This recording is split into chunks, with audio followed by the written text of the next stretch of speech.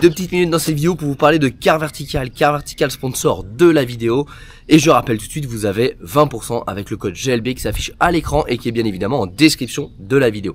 Car Vertical, c'est un site internet qui va vous permettre de pouvoir faire des vérifications sur un véhicule que vous souhaitez acheter. C'est très simple. On va directement sur le site, on met la plaque d'immatriculation ou le numéro de VIN du véhicule et ça vous scanne le véhicule dans le monde entier et ça vous évite un rapport. Je vous mets un petit rapport d'une BMW à titre d'exemple. Donc là on se retrouve sur une BMW série 3.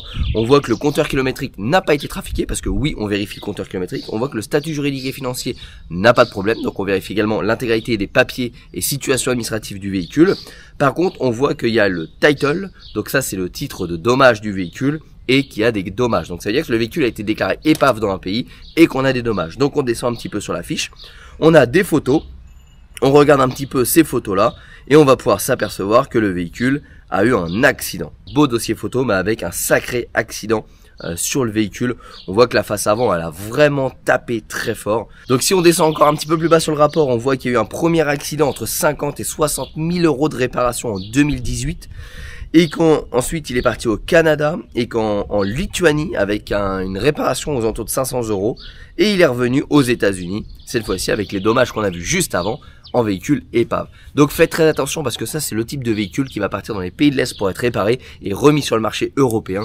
Et là vous allez vous faire arnaquer. Donc les amis, Car Vertical, c'est un outil supplémentaire pour ne pas se faire arnaquer quand on achète un véhicule d'occasion. Donc je rappelle, vous avez moins 20% avec le code GLB qui s'affiche à l'écran et en description de la vidéo. Et nous les amis, on continue tout de suite la vidéo. Les amis, bonjour, j'espère que vous allez bien. Alors nouvelle petite vidéo sur la Mégane 3 RS. Et ça y est, on approche quand même la fin du projet avant de rattaquer la partie 600 chevaux moteur. Donc là l'idée c'est que dans 3 semaines pour nous, on a le Rallye Cœur de Lion aux Andelys. Et en gros il faut que la voiture soit prête à pouvoir rouler pour le Rallye Cœur de Lion. Parce que ça va être pour moi un événement où je vais pouvoir tester et potentiellement modifier les réglages de la voiture. Puisque la voiture ne peut plus rouler sur route. Donc on profite de pouvoir faire l'ouverture d'un rallye pour pouvoir enfin tester la voiture, voir ce que ça donne, l'adhérence, le châssis, etc. Parce que je rappelle qu'on a fait quand même une sacrée série de modifications, intérieur, châssis et moteur, mais qu'aujourd'hui on n'a pas d'essai réel pour voir si tout fonctionne correctement, ou du moins si elle se comporte correctement. Donc il faut quand même que la voiture soit terminée. Donc elle restera avec ses 515 chevaux là. On attend que cette partie roulage soit terminée pour pouvoir attaquer les modifications moteurs, pour cette fois-ci passer à plus de 600 chevaux. Donc ça arrivera après. Mais il faut quand même qu'on termine le châssis pour pouvoir voir et ajuster les réglages. Donc il nous reste quoi? Il nous reste l'arceau à poser dedans.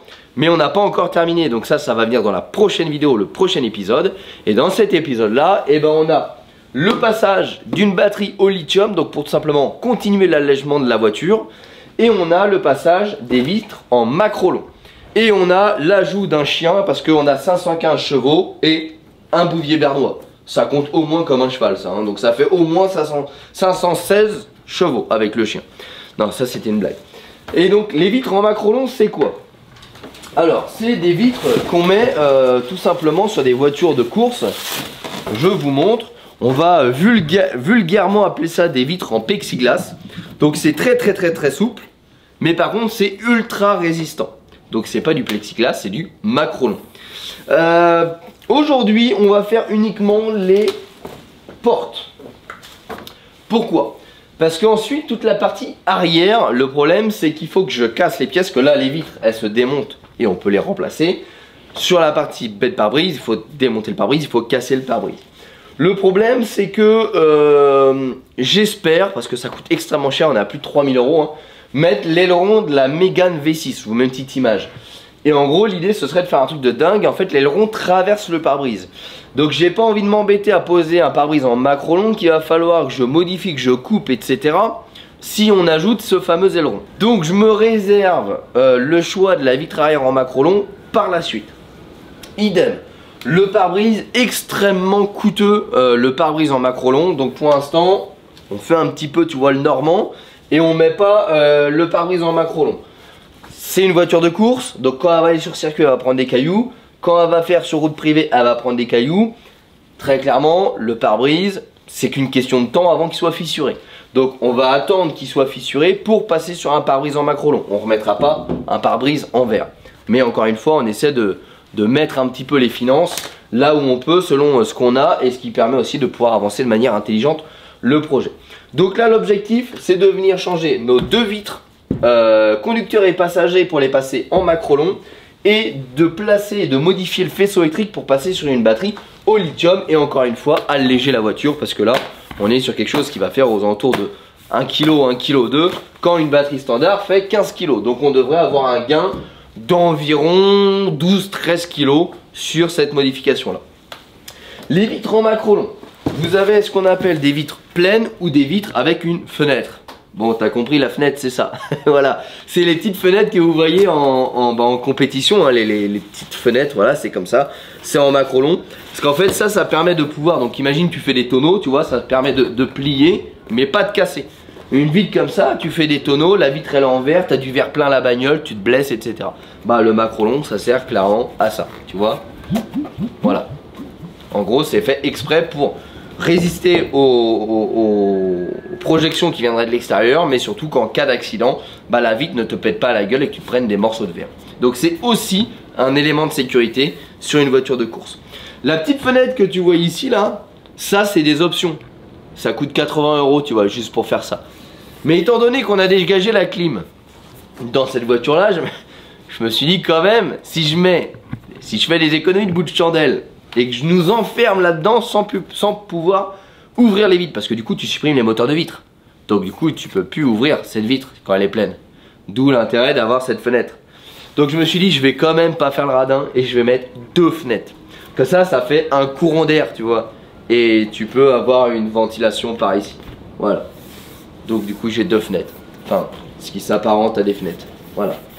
Donc je n'ai tout simplement jamais posé des vitres en macrolon sur une voiture, c'est une première. J'ai un petit peu réfléchi de comment je pourrais faire ça. Et en fait je ne vois pas à quel, parce qu'en fait des fois vous avez par exemple des petits supports comme ça, donc notamment sur la baie de pare-brise arrière. Vous venez percer votre vitre en macrolon et vous la riftez. Ok, ça il n'y a pas de problème. Sauf que sur une vitre comme celle-ci, voilà, il n'y a plus le moteur, hein, bah en fait vous pouvez pas percer puisque ça vient dans les montants ici, tu vois. Donc tu vas pas commencer à percer là et mettre des rivets, c'est pas possible. Donc j'en déduis qu'en fait elle vient tout simplement s'emboîter dans le montant. Donc techniquement tu as le montant là, tu as le montant là. Ta vitre vient s'emboîter et elle ne bouge pas. Sauf si toi tu viens la descendre. Donc si jamais il y a des si jamais je fais erreur et qu'il faut la fixer, la brider quelque part, et bah je suis avare de conseils, donc n'hésitez pas à me dire écoute Evan, tu dois la fixer à tel endroit pour éviter qu'elle bouge, etc. Là on va la placer comme je pense qu'elle se place, donc coincée dans les trois montants qui sont là. Mais encore une fois je suis ouvert, c'est la première fois que j'en pose, donc si jamais je fais une boulette, et bah rubrique commentaire juste en dessous de la vidéo et tu me dis les axes d'amélioration. Bien évidemment si vous ne savez pas, me dites pas faut faire ci, faut faire ça. Je parle uniquement de ceux qui ont l'habitude de poser ce type de vitre et qui pourraient du coup me conseiller de manière intelligente. Bon donc là on prend les mêmes et on recommence hein, par rapport à la vidéo précédente.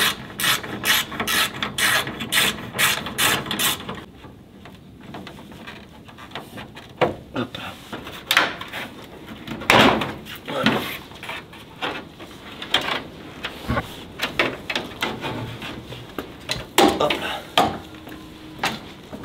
J'en profite pour vous montrer un petit peu comment ça fonctionne. Tu vois, ta vitre, elle est fixée sur des espèces de pinces en plastique qui elles-mêmes sont fixées sur une glissière.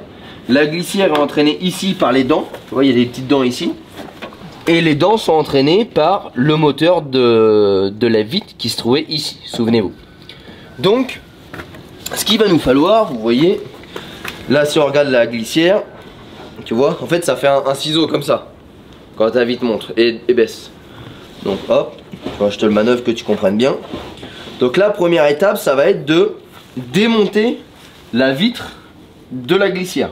Ce qui va nous permettre de pouvoir certainement faire tomber la vitre et de normalement pouvoir la sortir. Hop. Donc là on a notre rétroviseur. D'ailleurs, moteur de rétroviseur qu'il va falloir que je rebranche. Ah non, c'est pas celui-là, si c'est celui-là. En fait, tu vois, voilà. C'est électrique ça de base. Sauf que Bibi, quand il avait mis les panneaux de porte et qu'il avait retiré tout le truc électrique, bah je l'avais fait mais avec les rétros rabattus. Ce qui fait que tu vois, j'ai pas de frein. Donc en fait, il faut que je les rebranche que je déclenche la voiture pour que le moteur me recale le rétro pour qu'il fonctionne. Parce que là, tu vois, genre je le mets comme ça, mais je roule, il n'y a pas de cran, tu vois. Hop, je le roule, il se replie. C'est du rétro aérodynamique. Donc ça, c'est une petite boulette que j'avais fait dans la précédente vidéo. Faut le dire aussi quand tu fais les boulots. Hop. Hop. Donc là, on va encore gagner du poids parce que au-delà du poids de la vitre, parce qu'entre le verre et le macrolon, on a une sacrée différence de poids, mais on a aussi un gain de poids parce qu'on va retirer tout le mécanisme qui aujourd'hui tient notre vitre. Je vais démonter le mécanisme et après je vais essayer de manœuvrer la vitre dans la portière. Peut-être que j'ai moyen de moyenner. On va voir. Oh putain, oh putain. Ça c'est un casse-tête. Donc on tombe bon bout.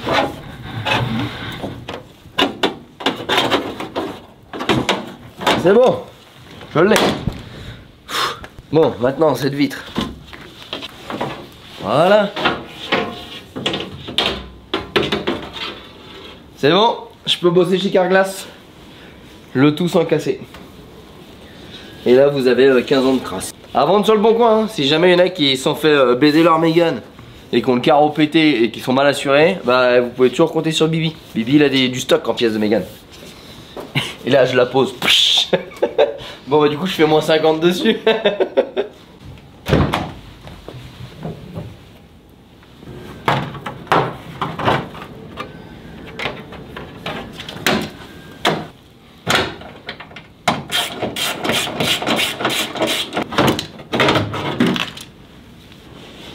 Voilà. Bon, on reprend notre petite balance de nos débuts. 1,4 kg, donc il y en a deux, ça nous fait 2,8 kg. 2,8 kg de retiré, plus prier que ça ne casse pas. 3 kg 980, donc on va dire 4 kg. Putain la vache, 4 kg une vitre. Donc en gros on a gagné 8 kg. 8 kg plus 2,8 kg, on a gagné 10,8 kg. C'est énorme, je pensais pas gagner autant. Maintenant il faut quand même rajouter les vitres en macrolon. Donc 10,8 moins 1 kg 170. Donc ça fait 2 kg, allez on va dire 2 kg 3, 10,3. 10,3 kg cette modification nous fait gagner. Donc c'est pas mal quand même. Franchement plus de 10 kg de gagné. Je m'attendais à être dans les 5 kg. Je pensais vraiment pas que la vitre était si lourde. Avant de m'attaquer à refermer tout ça et d'oublier une xème fois mes rétroviseurs, je vais commencer par mettre mes rétroviseurs. Ça doit être ça, tu vois. C'est le problème des moteurs électriques. Tu vas comprendre. Quand tu mets la clé,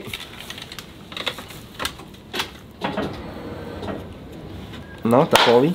Faut que je démarre peut-être. Ou alors faut les portes fermées.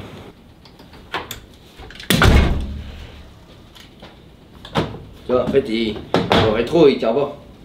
Alors, ok, enculé.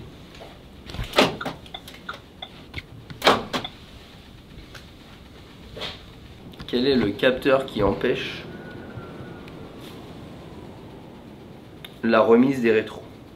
Parce que tu vois en fait t'as un moteur qui va faire cran plié ou cran déplié. Donc là il est en cran plié et tu te doutes bien que tu vois en fait le rétro je le prends et je le promène.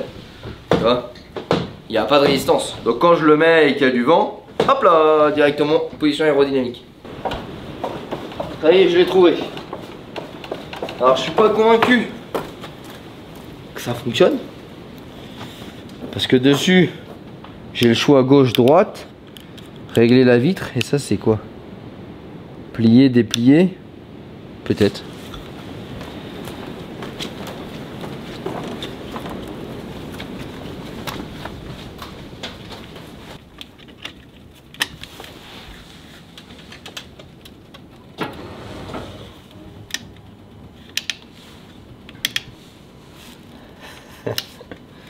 Fais chier. Qu'est-ce qui fait que ça marche pas? Bon, il y a quelqu'un chez Renault qui est capable de me dire qu'est-ce qui contrôle l'ouverture des rétros. Ou alors sinon je troque 2 rétros pliés intérieurs par 2 rétros dépliés extérieurs. Et t'as 9. Bon, c'est un échec total, je n'ai pas accès au moteur de rétroviseur. Donc je vais pas perdre mon temps là-dessus. Je verrai d'essayer de trouver le schéma sur internet du câblage du moteur pour essayer de l'alimenter en 12 volts direct. Et donc de pouvoir remettre les rétroviseurs. Mais pour l'instant c'est un échec total. Donc on va s'attaquer à la pose des vitres en macrolon. Voilà, comme ça, tac. Et je remonte. Ok, c'est good. Alors j'en déduis une fois de plus que pour moi ça tient uniquement comme ça, parce que je vois pas où est-ce que je pourrais la clipper. Écoutez, on va déjà voir, on va déjà les mettre comme ça. Si vous avez des conseils à me donner, je suis preneur. Patient.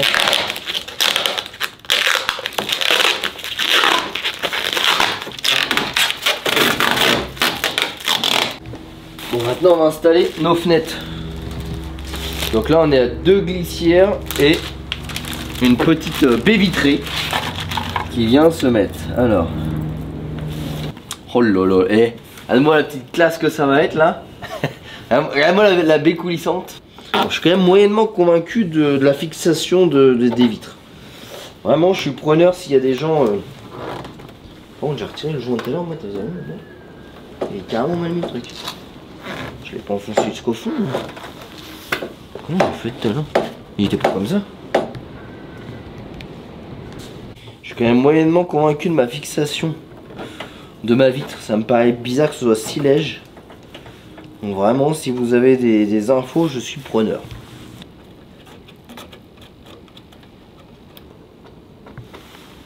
Non mais sérieux, il est même pas percé jusqu'au bout quoi.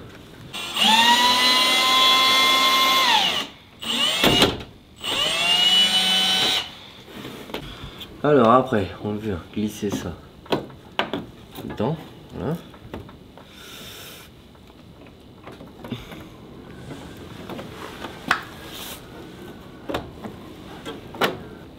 Avec ça, tu peux ouvrir ou fermer ta fenêtre. Bon, maintenant, on replace le panneau de porte en carbone.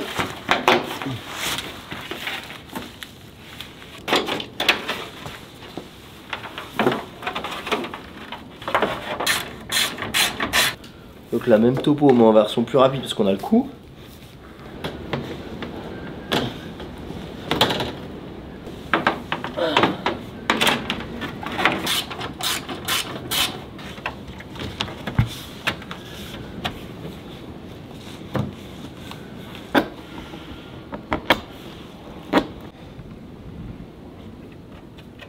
Et là maintenant on a un seul problème. Et tu te fais arrêter par la gendarmerie. Bonjour monsieur, coupez le véhicule, baissez le carreau. C'est pourquoi? Papier de véhicule, la carte grise ça passe pas là monsieur, je peux pas vous les donner. Parce que t'as pas le droit normalement de descendre de ta voiture quand tu te fais contrôler. Bon ça y est, c'est posé. Alors on a toujours pas les rétros qui fonctionnent. Ça je vais m'en occuper plus tard parce que du coup c'est un échec cuisant. Voilà. Donc pour la vidéo on va les mettre comme ça, on va faire croire que ça fonctionne. Non ça fonctionne pas. Et voilà un petit peu ce que ça nous donne. Ça fait quand même racing hein. Ça fait genre vraiment ambiance de course quoi tu vois. Mais au moins on a vraiment quelque chose de plus léger, accessoirement de plus solide et de moins dangereux. Alors il y a ces vitraux là qui viendront après en macrolon également. Mais je les ferai en même temps que la baie vitrée derrière. Parce que cette vitre là elle est prise dans les joints et franchement il y a quand même pas mal de chances que je la casse également. Et puis encore une fois l'idée c'est aussi de baisser un petit peu le coût en fonction des étapes qu'on fait. Parce que là mine de rien vous en avez pour 280 € les deux vitres.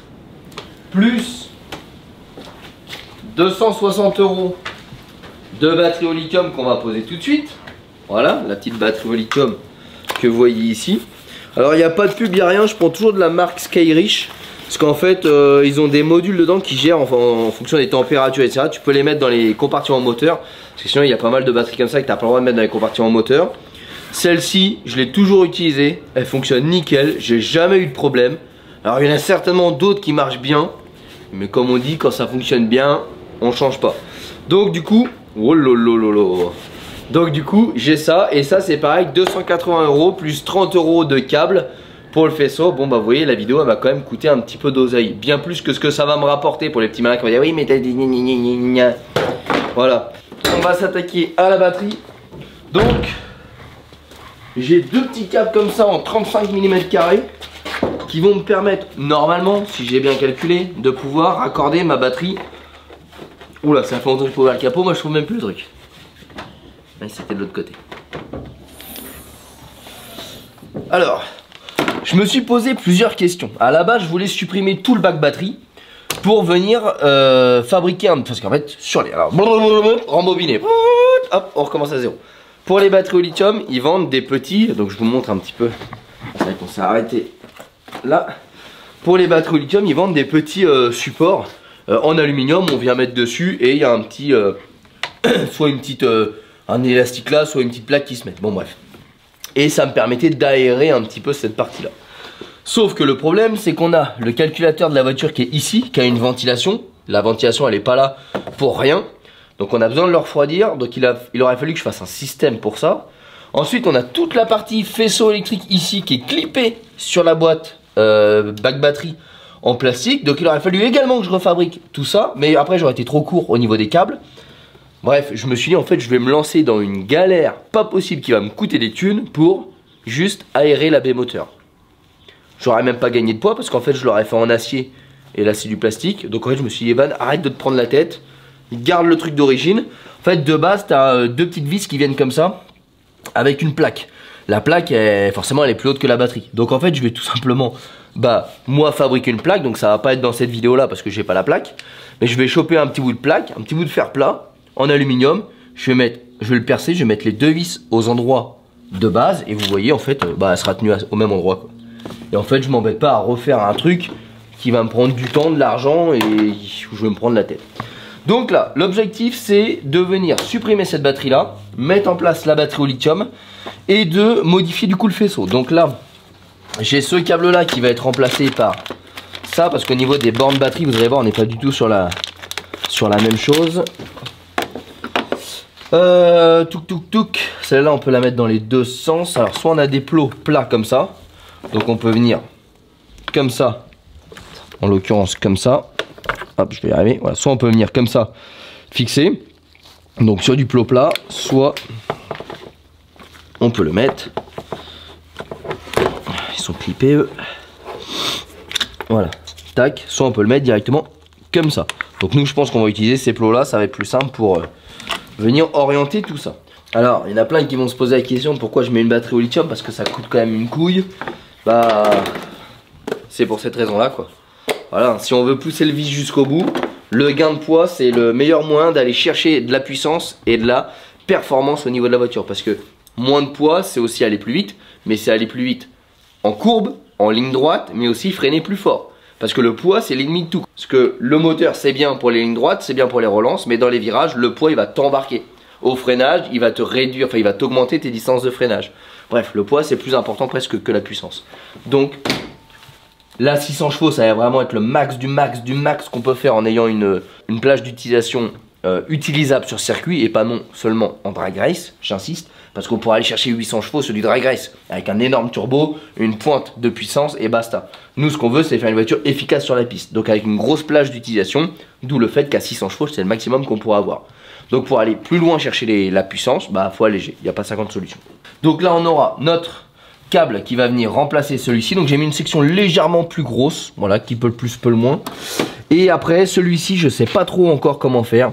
Est-ce que je superpose les deux ici, que je viens boulonner sur celle-ci, tu vois, ou alors est-ce que je coupe ici et je viens boulonner comme ça dessus? Je sais pas encore trop comment faire. Donc on va un petit peu improviser et voir ce que ça nous donne.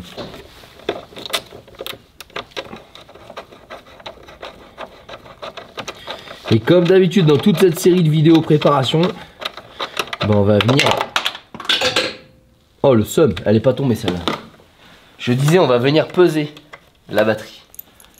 Et accessoirement venir récupérer la 2. Allez.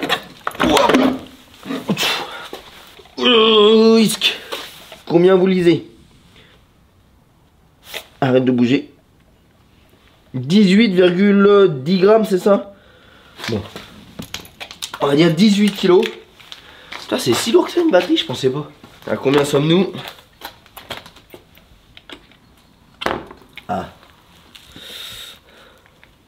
C'est pas gagné que je puisse. Faut pas que ça lâche. 1,8 kg. Allez, 1,8 kg, on rajoute 200 grammes de câble, on va dire 2 kg. On gagne 16 kg juste sur la batterie. C'est énorme. Donc vous voyez, on a gagné 10 kg sur les vitres avant, 16 kg sur la batterie. Juste dans cette vidéo-là, on a gagné 26 kg. C'est énorme. Donc si vous faites le calcul depuis qu'on a commencé la préparation de cette voiture-là, je peux vous dire que c'est en centaines de kilos qu'on a allégé cette voiture. Parce qu'il y en a plein qui disent, oh, pour 10 kilos ça sert à rien. Ouais, mais 10 là, 10 là, 10 là, 10 là, ça fait 100. Et là, on peut voir qu'on a quand même pas mal gagné. Là, en gros, elle va aller comme ça. Vous voyez, j'ai une vis ici et une vis là.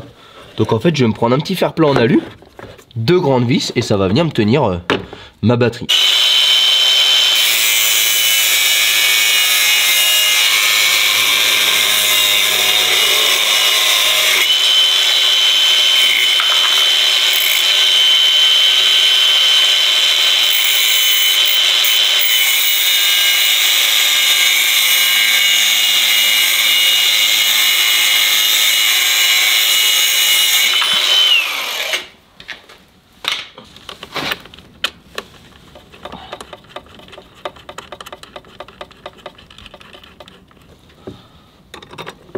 Et là vous allez voir, c'est impressionnant quand on va redémarrer la voiture. Normalement le démarreur va tourner vraiment beaucoup plus vite. Le problème des batteries au lithium, c'est je dirais l'autonomie pour des voitures où on a beaucoup d'accessoires. Parce que ça n'a pas une capacité de stockage énorme. Par contre en restitution de la puissance, c'est beaucoup plus performant qu'une batterie au plomb. Et généralement c'est assez impressionnant. On voit les démarreurs, ils tournent beaucoup plus vite, c'est beaucoup plus instantané.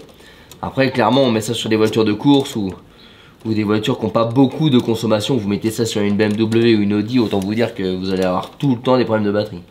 Avec toutes les consommations des modules qu'on a, c'est peine perdue avant même d'avoir commencé.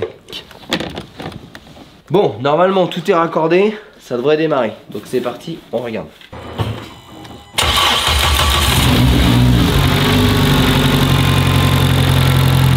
Clairement le démarreur a beaucoup plus la gouache. Alors une si petite batterie, bah, ça démarre très bien ce genre de moteur là. Pour ceux qui se poseraient également la question, oui mais est-ce qu'au niveau de l'alternateur, est-ce qu'il ne faut pas des choses exprès pour charger, etc. Si vous le chargez à la maison, il faut un chargeur lithium, d'ailleurs il y en a un sur mytolgarage.fr. Sinon en fait elles peuvent tout simplement être chargées avec l'alternateur comme une batterie standard. Donc là tout fonctionne nickel. Voilà, nickel.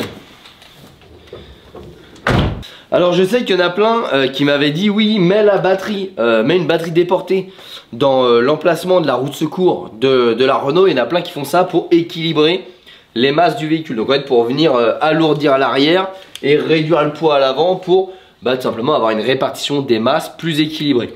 Alors ça c'est très bien si vous gardez une batterie qui fait 18 kg parce que vous allez vraiment avoir une charge de poids qui va être déplacée. Là en l'occurrence on est à 1,8 kg. Quel est l'intérêt, mis à part esthétique de la baie moteur, de mettre la batterie à l'arrière? 1,8 kg, vous allez absolument pas y voir une différence. À l'arrière on aura un réservoir tampon qui va venir. Donc moi je voulais pas trop encombrer l'habitacle de la voiture parce qu'on va avoir l'arceau, on va avoir les harnais, on va avoir le réservoir tampon pour les 600 chevaux, des tuyaux d'essence, une pompe externe. Donc je me dis rajouter une batterie, des câbles, etc. J'étais quand même relativement mitigé du point de vue esthétique. Et au point de vue comportement de la voiture, comme je vous l'ai dit, déplacer 1,8 kg, au pire tu vas chercher ton McDo et tu le mets derrière, quoi. Ça revient à peu près à la même chose. Donc elle est très bien là. Tout le faisceau électrique arrive là. J'ai beaucoup moins de modifications à faire et c'est très bien ainsi. Il me restera mon petit élastique à mettre et on est tout bon. Terminé. Et bien écoutez les amis, ça y est, ça se termine pour cette petite vidéo sur l'amélioration et l'allègement de notre Mégane 3 RS de course. Là franchement elle commence vraiment, mais vraiment à être énervé. Alors le prochain épisode, ça va être l'épisode final pour la préparation châssis et comportement de la voiture avec la pose de l'arceau 6 points. Donc ce qu'on appelle un arceau cage qui va venir tout simplement prendre tous les points de la voiture. Donc très grosse vidéo parce qu'il va falloir déposer le tableau de bord, rentrer tout, souder les platines, etc. Plus la peinture chez Gent Ouest. Ça va être une petite vidéo d'au moins 50 minutes. Mais ça va être le bouquet final avant le test ultime, le roulage au rallye cœur de lion.